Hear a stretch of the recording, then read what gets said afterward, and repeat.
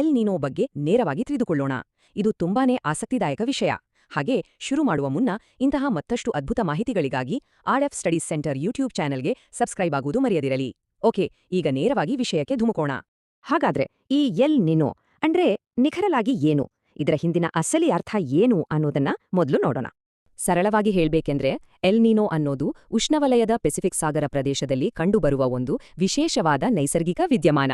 ಅಂದರೆ ಕೇವಲ ಈ ನಿರ್ದಿಷ್ಟ ಸಾಗರ ಪ್ರದೇಶದಲ್ಲಿ ಮೇಲ್ಮೈ ನೀರು ಅಸಾಮಾನ್ಯವಾಗಿ ಬಿಸಿಯಾಗುತ್ತದೆ.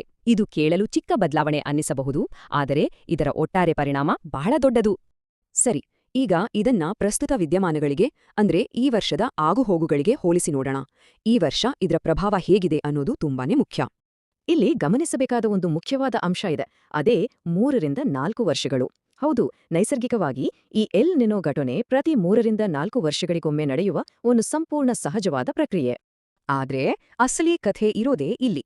ನೈಸರ್ಗಿಕವಾಗಿ 3ರಿಂದ 4 ವರ್ಷಗಳಿಗೊಮ್ಮೆ ನಡೆಯುವ ಈ ಎಲ್ ನಿನೋ ಘಟನೆ ಈ ವರ್ಷ ಅತ್ಯಂತ ಹೆಚ್ಚಾಗಿ ಕಾಣಿಸ್ಕೊಳ್ತಿದೆ.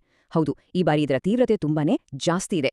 ಹಾಗಾದ್ರೆ ಸಮುದ್ರದಲ್ಲಿ ನಡೀತಿರುವಂತಹ ಇಂತಹ ದಿಢೀರ್ ಮತ್ತು ಬೃಹತ್ ಬದಲಾವಣೆಗಳು ಮುಂಬರುವ ದಿನಗಳಲ್ಲಿ ಪ್ರಪಂಚದ ಹವಾಮಾನವನ್ನು ಇನ್ನಷ್ಟರ ಮಟ್ಟಿಗೆ ಅನಿರೀಕ್ಷಿತವಾಗಿ ಬದಲಾಯಿಸಬಹುದು.